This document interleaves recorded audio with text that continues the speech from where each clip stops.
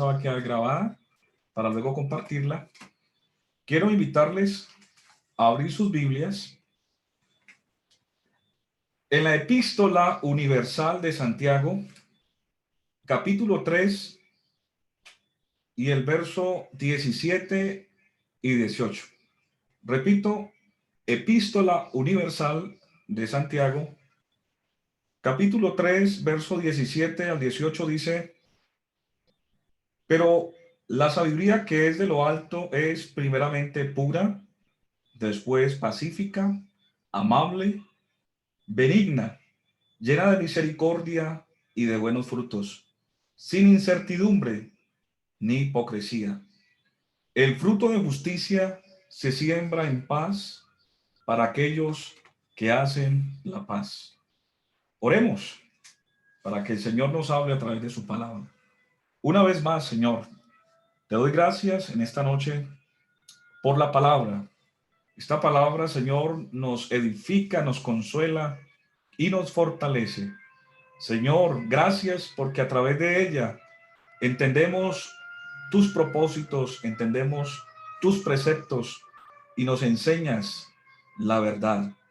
Lámpara es a mis pies tu palabra y lumbrera a nuestro camino. Señor, yo manifiesto mi dependencia a ti en este lugar. En el nombre de Jesús. Amén. Quiero titular esta enseñanza: ¿de dónde vienen las guerras y los pleitos? Repitan todos conmigo: ¿de dónde vienen las guerras y los pleitos? Qué bueno que abran la cámara en este momento y todos vamos a compartir, vamos a disfrutar su poderosa palabra. Amén. Estaba yo analizando todos los conflictos bélicos que han existido en estas tres últimas generaciones. Estoy hablando de los últimos siglos, o el último siglo. En el siglo XX se han generado muchas guerras, pero las más significativas han sido la Primera Guerra Mundial, la Segunda y la Guerra Fría. Son las guerras que han marcado no solamente la historia de la humanidad frente a las víctimas, sino los cambios geopolíticos y también en la parte social. Estaba analizando que la Primera Guerra surgió de la necesidad de conquista y al final de esta guerra se llegaron a unos acuerdos, unos tratados, donde ese tratado que se firmó y estaba allí, el Tratado de Versalles, se incumplió, ya que en la Segunda Guerra, y quiero hablar un poquito de la Segunda Guerra Mundial, porque me llamó la atención de que Alemania quedó bastante afectada por esta guerra, y aunque habían unos pactos y unos acuerdos, ellos se sintieron inconformes con la repartición de la tierra, por el tema de la recuperación económica tan lenta que ellos tenían. Y en ese momento, uno de sus líderes, Adolfo Hitler, él despierta un nacionalismo y empieza a estimular a las personas. Era un gran orador. Según la historia, se dice que Adolfo Hitler fue considerado uno de los grandes oradores, un genio en cuanto a la oratoria. Era un hombre que despertaba emociones y él empezó a agitar, a motivar a su pueblo a una supremacía y empezó a generar a mover sus pasiones sobre el nacionalismo. Y en esa motivación tan fuerte, él empezó a incitar al antirracismo, antisemita, es decir, no querer a los hebreos o los judíos. También fue una persona que estimuló o se posicionó como fascista, y él empezó a establecer y a motivar a los jóvenes a que entraran a las Fuerzas Armadas, y empezó a estimular un liderazgo tan tremendo en ese entonces, donde en los países más fuertes de esa época estaba, hacia un lado estaba Italia con Mussolini, estaba también hacia el lado de Japón, estaba este hombre Hirohito. en Japón.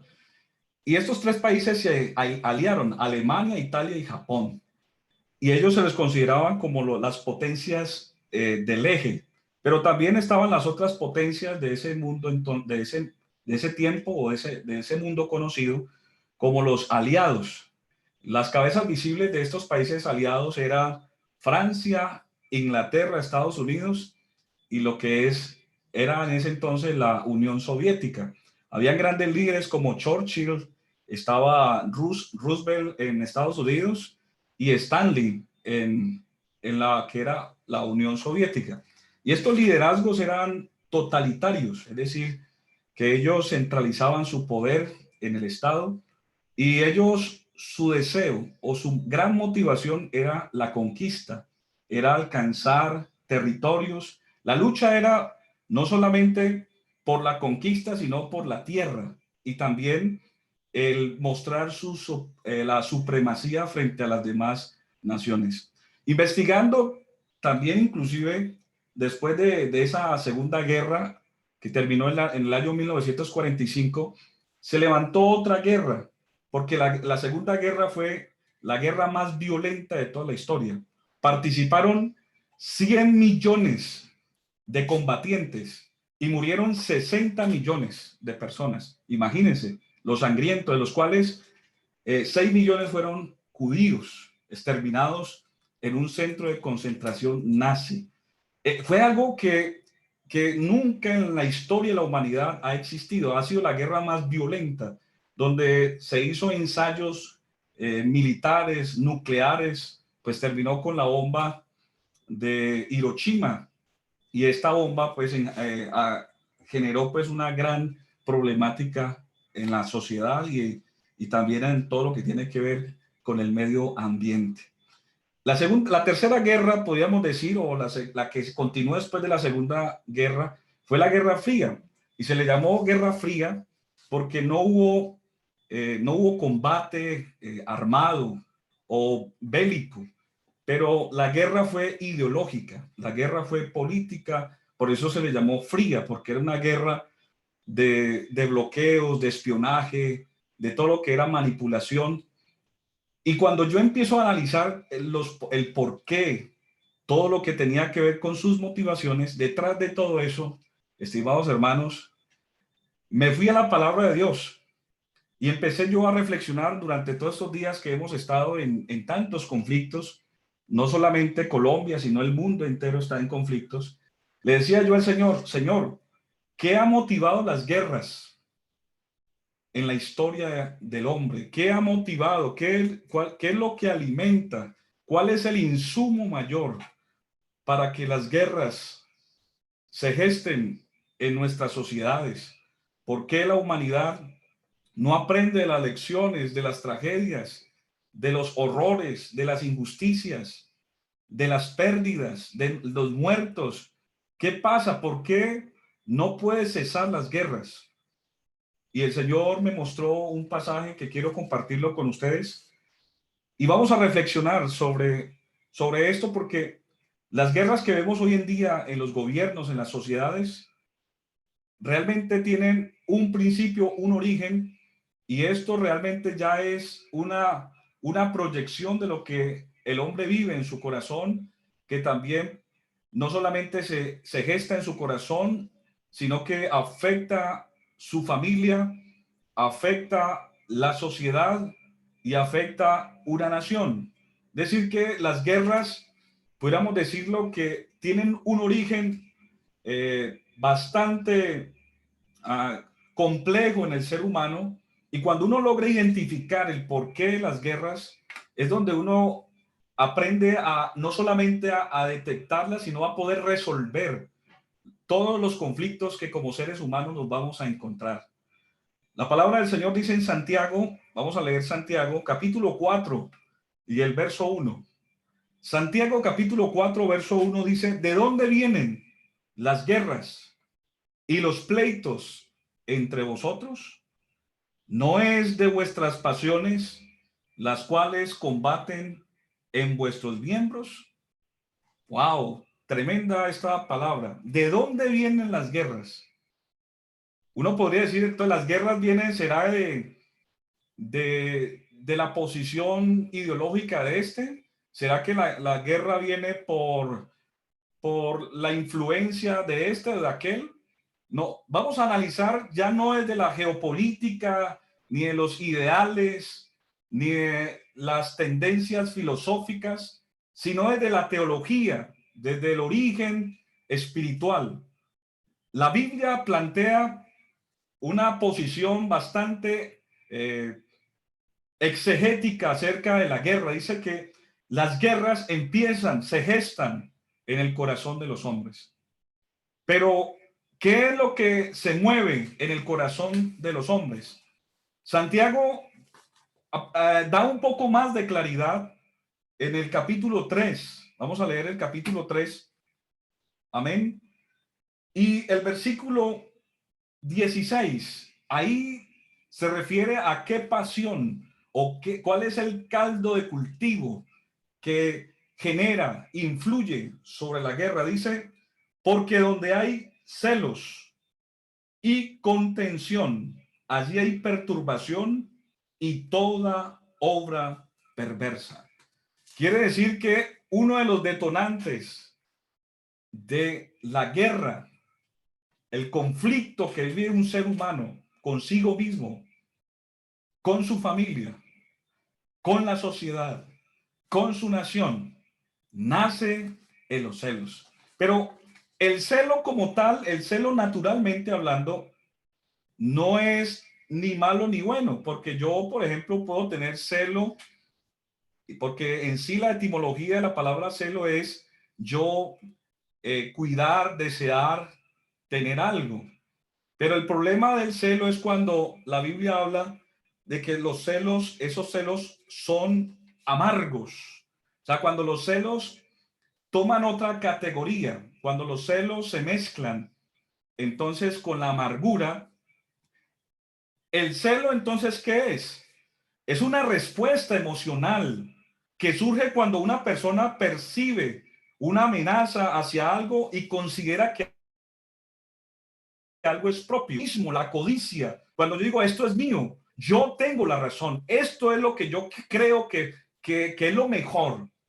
Por eso el escritor Santiago no dice que las pasiones o la Biblia premia al que tiene la razón o al que está en lo correcto o al que está equivocado. No, dice que el conflicto está en las pasiones que se despiertan en el ser humano y motivadas por el celo. Cuando una persona tiene celos amargos, los celos llevan a la codicia. ¿Qué es la codicia?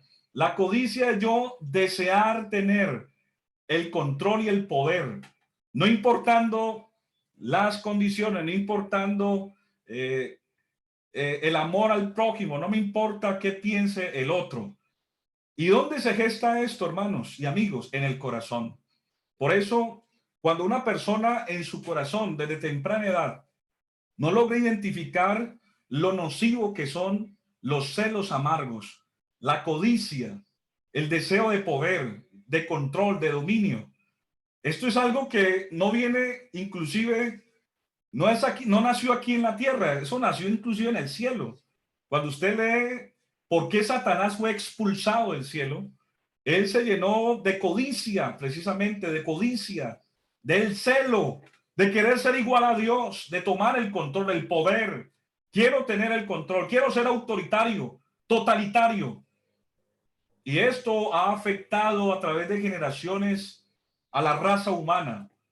Y cuando hablamos de celos, estimados hermanos, existen muchas clases de celos. Están los celos exagerados, donde una persona en todo momento, sus pensamientos, su mente gira en torno a lo mismo. Están algunos celos que son ya obsesivos, donde las personas ya empiezan a maquinar, empiezan ya a tener una especie de alucinaciones, cuando una persona empieza a tener ideas imaginarias donde la realidad se distorsiona. Y hay celos patológicos, donde ya es una enfermedad mental, donde la persona se imagina cosas y cambia de personalidad, tiene problemas de autoestima y todo eso. Pero en sí el celo o los celos amargos se gesta cuando una persona no ama al prójimo, cuando esa persona no quiere compartir con el prójimo. Los celos es cuando yo, por encima de lo que sea, quiero obtener eso o a esa persona. Por eso, hermanos, en la casa es tan importante nosotros como padres, como familia, tener que a veces hablar cosas y corregirlas, donde a veces el no hablar, el no tener una comunicación asertiva entre nosotros, el no corregir a tiempo una conducta que quizás pueda motivar a una persona a tener estos celos amargos, insaciables de poder. Qué importante esto, hermanos. Ahora, cuando hablamos entonces que uno de los detonantes, uno de los insumos que generan las guerras son los celos, pudiéramos hablar entonces, yo quiero hablar de tres aspectos muy importantes que tenemos que tener o hacer para evitar los conflictos y la guerra. Porque lo que estamos viendo en la sociedad es el reflejo de lo que pasa en nuestras casas, en nuestro hogar. Cuando vemos una sociedad violenta, cuando vemos una sociedad injusta, cuando vemos una sociedad corrupta, cuando vemos una sociedad que no le importa la vida del prójimo, cuando vemos una sociedad desbordada en la anarquía, que no respeta la autoridad, cuando vemos a una sociedad que no ama la vida, no respeta la vida, cuando vemos una sociedad alterada, una sociedad que no tiene tolerancia, una sociedad totalmente descontrolada, perturbada. Todo eso, estimados hermanos y amigos, nace en el seno, en la casa, en el hogar, donde las injusticias que se viven en la casa, en el hogar, es el reflejo de una sociedad enferma. Cuando vemos con nuestros hijos, cuando somos injustos con nuestros hijos, cuando nuestros hijos se equivocan y en lugar de tener un diálogo, lo mejor es quizás dialogar, tener un acercamiento, el tener una capacidad de un diálogo asertivo, pero cuando yo no hablo, sino que respondo con violencia, respondo con represión, cuando yo soy injusto, cuando yo no proveo para mi familia, cuando yo soy mentiroso, incumplido, cuando yo no doy un buen ejemplo a mis hijos, cuando yo como padre no tengo autoridad en mi casa, cuando yo irrespeto a mis hijos y respeto a mi esposa, cuando yo soy un vulgar, un patán, discúlpenme la expresión, cuando soy una persona que no respeta a mi familia, a su familia, eso es simplemente la proyección que tiene la sociedad. Cuando vemos todas las injusticias, porque ese individuo, ese ser, esa persona, cuando ya salga y ocupe un cargo público, sea una persona de autoridad, cuando esté en la posición de poder y no corrigió, no fue una persona honesta, no tuvo esos principios, esos valores, se despierta el celo, se despierta el celo amargo, donde en la posición que esté, no importa el estudio, no importa la academia, no importa de qué universidad haya salido, pero al llegar allá se despierta ese deseo de poder, esos celos amargos de querer controlar y manipular y no le importa nada. Nuestros líderes son el reflejo de las injusticias que se viven en casa, de alejarse de Dios, de no tener principios en la palabra de Dios, la corrupción, la inmoralidad, la injusticia, el no amar, el no respetar la vida, el no amar al prójimo. Todo eso, estimados hermanos, es simplemente la reacción, es simplemente la proyección de algo que el ser humano no ha podido controlar en su corazón. Quiero hablar de tres aspectos importantes que hay que tener en cuenta en medio de los conflictos. Yo cuando veo a muchos hermanos que en este momento se están identificando con todos los conflictos que hoy en día están viviendo y sus corazones se mueven y quieren de pronto participar de muchas cosas que usted tiene derecho como ciudadano, pero cuando usted pierde como el objetivo y ya quiere las vías de hecho y se despierta también esos celos amargos y muchas emociones más como la rabia, como la violencia y tantas cosas con razón en algunos aspectos de la injusticia y y de la indiferencia y de la desigualdad que el ser humano vive, pues usted cuando reacciona de esa manera, yo quiero invitarlo a que analicemos lo primero. Número uno, cuando hay una guerra, cuando hay una guerra, la guerra refleja lo que hay en el corazón de las personas. ¿Sabía usted eso? Cuando hay un conflicto en la casa, cuando el padre y la madre están peleando y ahí está el hijo, naturalmente reacciona, llora, le da miedo, angustia. Y si el hijo o la hija es una persona que tiene tranquilidad, que tiene una inteligencia emocional, que es una persona espiritualmente estable, que es una persona que tiene coherencia y tiene muchos valores en su vida, no se parcializa, no dice, no, yo me voy con mi papá o con mi mamá, sino que está mirando cómo puede solucionar el conflicto, cómo no se pone hacia la derecha o hacia la izquierda o hacia el papá, la mamá, sino que quiere buscar resolver el conflicto. Cuando vemos eso en casa, cuando nuestros padres nos enseñan eso, el respeto por la vida, el respeto por el diálogo, el respeto por hacer las cosas bien, estimados hermanos, esto va a afectar nuestras instituciones, nuestra sociedad, nuestro país. Pero cuando en nuestra casa el padre manipula al hijo, dice, no, véngase conmigo porque yo le voy a favorecer, yo le voy a tolerar, yo voy a hacer esto con usted. Y cuando ustedes ven que hay padres que manipulan a sus hijos y le hacen promesas falsas, todo eso, hermano, todo eso es la radiografía de una sociedad. Cuando en casa no se maneja la ética, cuando a veces nuestros hijos quedan en medio del conflicto, ellos terminan siendo afectados.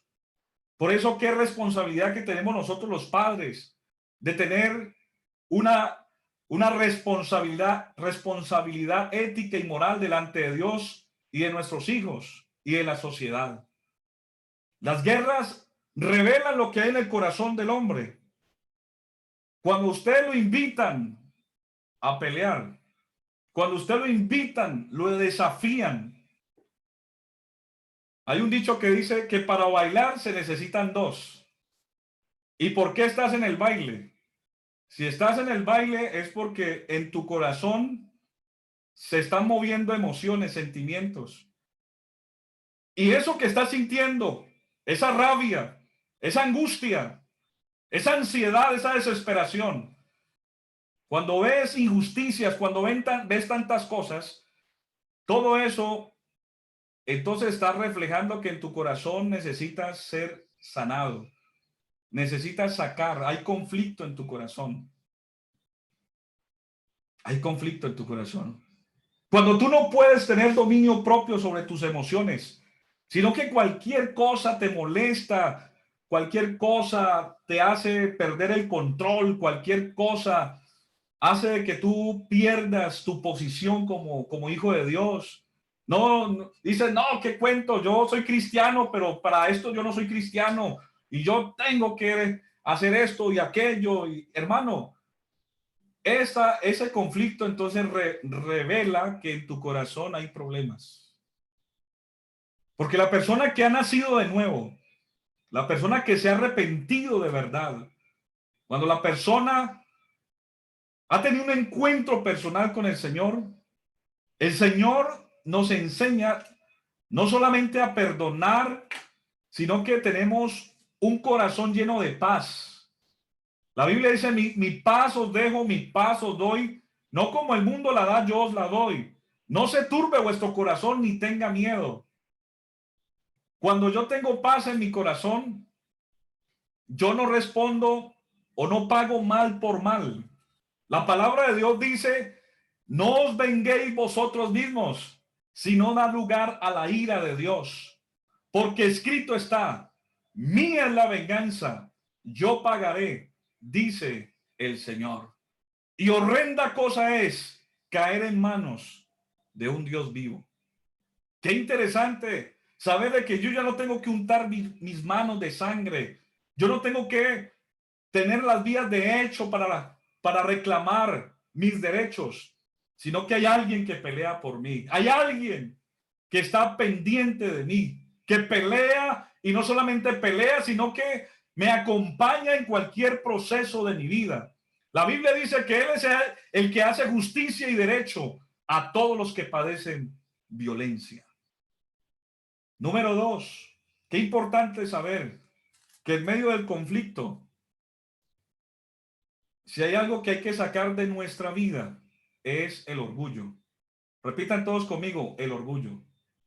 Cuando hay orgullo, cuando hay orgullo en el corazón de una persona, no va a entender, no va a aceptar, no va a tener empatía, no va a escuchar. La Biblia, vamos a leer lo que dice Santiago mismo. Santiago, el capítulo 4 y el verso 6. Amén. Dice, pero Él da mayor gracia. Por eso dice, Dios resiste a los soberbios y da gracia a los humildes. Dios resiste a los soberbios. Todas las guerras, estimados hermanos, políticas, militares, guerras civiles, todas las guerras, los problemas de pareja, problemas en el hogar, problemas en la empresa, problemas en cualquier estamento de nuestra vida, en cualquier entorno de nuestra vida, en cualquier tejido social. Ahí está el virus del orgullo. Cuando una persona es orgullosa y no acepta, no reconoce el que se equivocó, no acepta que como humanos nos equivocamos, pero algunos, su soberbia los lleva a obstinarse y a ser caprichosos frente a decisiones y termina haciendo daño. Qué importante entender que Dios, el Señor, nos enseña a ser humildes. Mire, si hay algo que puede evitar guerras, confrontaciones, que se dañen hogares, que se dañen familias, que se destruyan economías, países enteros, es aprender a ser humilde y a escuchar. La palabra del Señor dice en Primera de Pedro, capítulo 5 y el verso 5.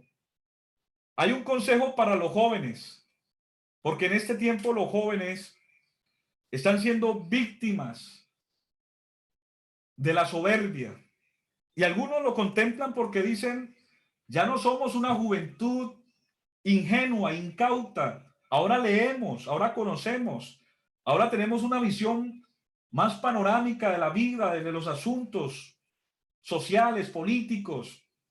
Hoy en día los jóvenes se sienten con derechos de reclamar y de hacer oposición a todo aquello que no acepten, y muchos alimentan el ego y el orgullo.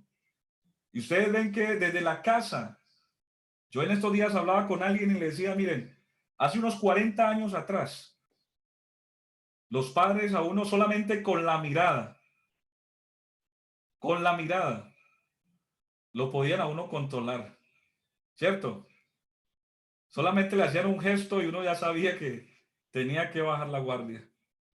Hoy, 40 años después, ya no sirve el consejo, ya no sirve el regaño, ya no sirve el correazo, la reprensión, ¿no?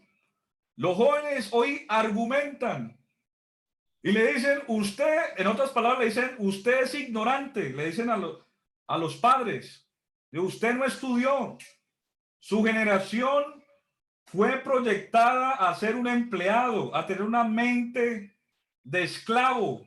Nosotros ahora sí pensamos, nosotros somos educados, nosotros somos personas que entendemos y menosprecian a los padres, menosprecian la autoridad y vemos una juventud totalmente agresiva, una juventud rebelde, una juventud soberbia. Y mira lo que dice Primera de Pedro recomendándole a los jóvenes. Primera de Pedro 5:5 dice: igualmente jóvenes, estad sujetos a los ancianos y todos sumisos unos a otros, revestidos de humildad, porque Dios resiste a los soberbios y da gracia a los humildes. Vemos que será muy importante, estimados hermanos, la humildad para evitar las confrontaciones. La humildad para apagar los fuegos. ¿Qué dice la palabra de Dios en Proverbios capítulo 15? Me encanta cómo Salomón hace una exposición maravillosa de cómo evitar los conflictos. Proverbios capítulo 15 y el verso 1 dice: la blanda respuesta quita la ira, mas la palabra áspera hace subir el fervor o el furor. Repitan todos conmigo: la blanda respuesta quita la ira, mas la palabra áspera hace subir el furor. Cuando usted, su esposo o su esposa, le dice algo, de pronto tiene mal humor, no le fue bien, está ansiosa, está preocupada, está teniendo dificultades emocionales debido a toda esta situación y de pronto le dice algo, recuerde que para que haya una pelea, una guerra, se necesita otra persona, se necesita otro candidato. Y la persona, cada uno de nosotros tenemos nuestros temperamentos y seguramente alguien responde mal, pero ese otro tiene la capacidad de incitar una guerra, pero también la puede apagar. Y por eso el texto dice: la blanda respuesta calma la ira. Usted se puede controlar. Usted se puede controlar. Dice: no, hermano, es que cuando yo pierdo el control, mejor dicho, a mí ya no me para nadie. Tienen que ponerme un bozal. No, usted puede parar. Y usted lo ha hecho. Cuando usted ha estado peleando y enojado y lo llama el pastor, y usted está enojado, gritando, y cuando, aló, pastor, oh, Dios le bendiga, pastor. Alabanzas al Señor aquí en la casa. O sea, sí se puede controlar. ¿Y por qué a veces pensamos de que no, es que perdemos el control? Usted se puede controlar. Usted tiene que saber que el costo del enojo, el costo de los daños, a veces los daños emocionales pueden ser irreparables. La guerra psicológica, la guerra emocional puede ser mucho más fuerte que una guerra bélica. Por eso, hermanos, si hay algo que podemos evitar frente a las guerras y los conflictos, es aprender a ser humildes y reconocer nuestras debilidades, nuestros errores y nuestros defectos. Y termino con el tercer punto para evitar un conflicto, para evitar las guerras, para entender que esta sociedad puede cambiar, que esta sociedad puede llegar a un mejor destino. Hay que pedir la sabiduría de Dios. La sabiduría de Dios, hermano. La sabiduría de Dios puede librarnos de muchas guerras, de muchos conflictos. Por eso es que nosotros los cristianos oramos por nuestros gobernantes, oramos por nuestros líderes. Porque cuando un líder tiene sabiduría, cuando un líder tiene la dirección de Dios, mire, ¿qué es la sabiduría? La sabiduría es el principio de la sabiduría es el temor al Señor. Y cuando yo le temo al Señor, no de miedo, sino de respeto, yo amo al prójimo, yo aplico justicia. Yo soy una persona que piensa en el otro. Cuando yo le temo a Dios, respeto la autoridad. Cuando yo temo a Dios, no mato. Cuando yo le temo a Dios, no robo. Cuando yo le temo a Dios, cumplo la palabra, cumplo los mandamientos. Y por ende, entonces soy una persona honesta, una persona que tiene el respaldo y la autoridad de Dios para dirigir, para gobernar. La Biblia dice que cuando se gobierna con justicia, el pueblo crece, el pueblo se alegra. Cuando hay justicia, cuando hay temor a Dios, cuando hay respeto por la vida, la bendición nunca faltará sobre esa casa, sobre ese hogar, sobre esa nación, sobre cualquier equipamiento social que haya. Amós, capítulo 3 y el verso 3. Quiero que leamos este texto. Es muy importante este texto. Amós es un libro complicadito del Antiguo Testamento, profetas menores. Amós 3:3 dice, andarán juntos si no estuvieren de acuerdo. Andarán juntos si no estuvieren de acuerdo.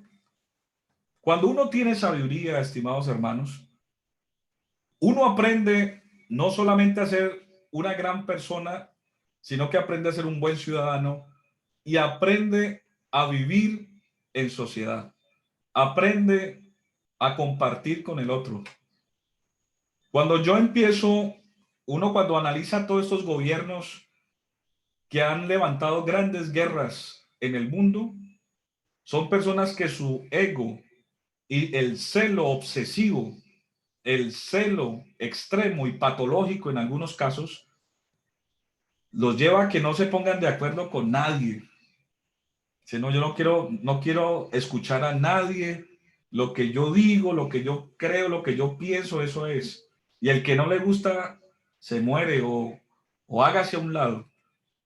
Por eso el Señor nos enseñó la humildad. Él dice, aprended de mí, que soy manso y humilde de corazón, y hallaréis descanso para vuestras almas. El verdadero liderazgo y el liderazgo que necesita este mundo no es un liderazgo autoritario, no es un liderazgo tampoco, como algunos dicen, que de aquí y de allá, no. El liderazgo más poderoso que el mundo necesita es un liderazgo de servicio a Dios y al prójimo. Ese es el verdadero liderazgo. En una ocasión, una madre le dijo a Jesús, Señor, permíteme que cuando estés en tu reino, yo tengo dos hijos, que uno se siente a la derecha y el otro se siente a la izquierda. Y Jesús le dijo, hombre, mujer, del bautismo que yo soy bautizado, vas a ser bautizado. Y bueno, y ustedes pueden participar de todo lo que hay aquí socialmente y a beneficiarse de todo. Pero el sentarse a la derecha y a la izquierda solamente le pertenece a mi Padre Celestial, hablando de la autoridad.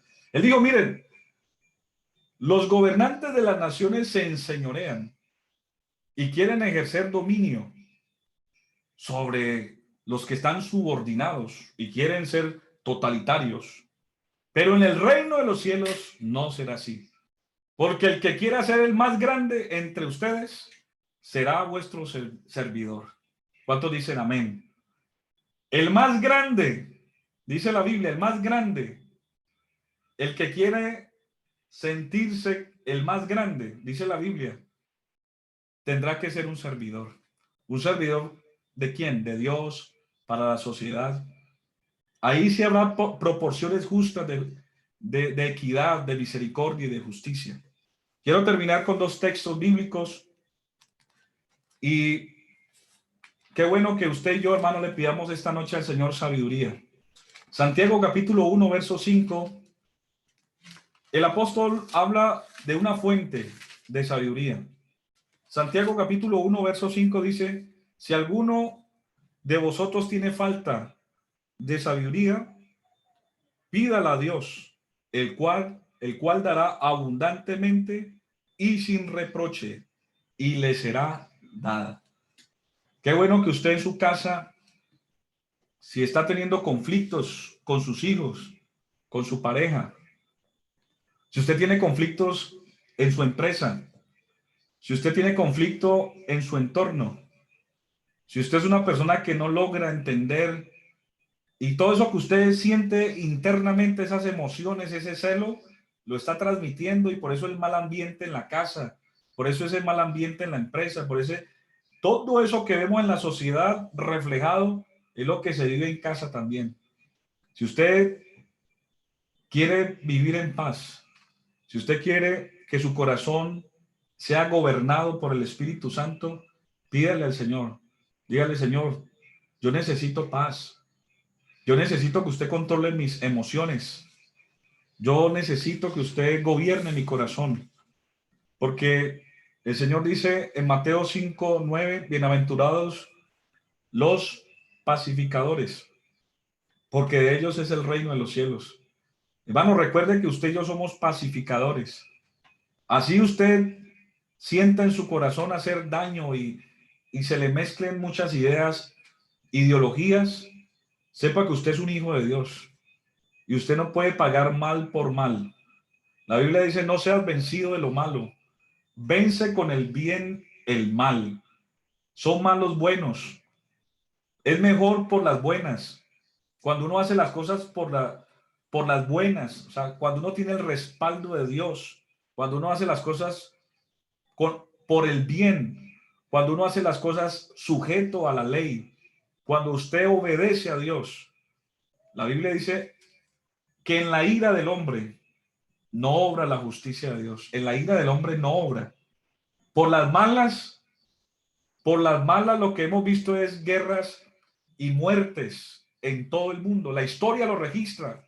La historia registra que todas las guerras que han empezado en el corazón del hombre, en las familias, en las sociedades, han terminado con víctimas. Pero si el ser humano y usted como iglesia, como hijo de Dios, aporta esto, le enseña a sus hijos, le enseña a la sociedad de que hay otra forma de construir familia, hay otra forma de construir sociedad, hay otra forma de responder, de aportar, de trascender en una nación y decirle, Señor, gracias porque yo soy un pacificador. Amén. Y termino con este texto, hermanos. Ahora sí termino. Parezco un camión bajando la línea, pero es que hay palabra de Dios en esta noche, hermano. Hay palabra de Dios. Proverbios 16:32. Qué interesante este texto, hermano. Proverbios 16:32 dice, mejor es el que se tarda en airarse que el fuerte, y el que se enseñorea de su espíritu que el que se toma una ciudad.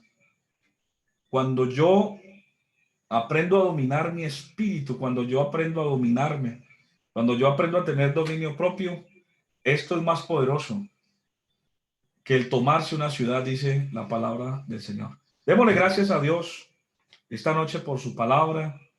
Qué bueno que usted, ahí donde se encuentra, le diga, Señor, ayúdame a controlar mis emociones, que el celo que a veces se apodera de mi vida hace que yo tenga que estar reclamando, y el orgullo y tantas cosas que a veces se apoderan de mi vida no me dejan en paz.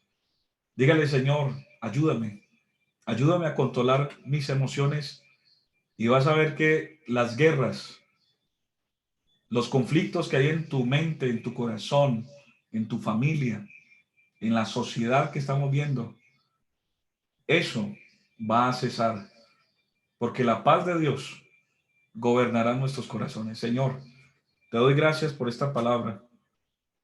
Gracias, Señor, porque has hablado a nuestro corazón. Necesitamos, Señor, siempre tener nuestros sentidos espirituales activos. Señor, nos enojamos, nos conflictuamos a veces por cosas innecesarias, pero gracias porque a tiempo tú nos hablas. Tu palabra siempre nos da un refrigerio. Tu palabra es como un martillo que quebranta ese corazón duro, arrogante, que a veces quiere reclamar cosas y queremos reclamar, pero no, no actuamos con coherencia. Reclamamos nuestros derechos, pero a veces no cumplimos. Los deberes que tenemos que cumplir no los hacemos. Qué bueno, Señor, que nos enseñes a ser humildes, sencillos y a ser pacificadores, para que las guerras cesen, para que las guerras se destruyan. Señor, gracias, porque tú puedes controlar nuestras pasiones y nuestras emociones. En el nombre de Jesús. Amén. Hermano Steven, despídanos cantando.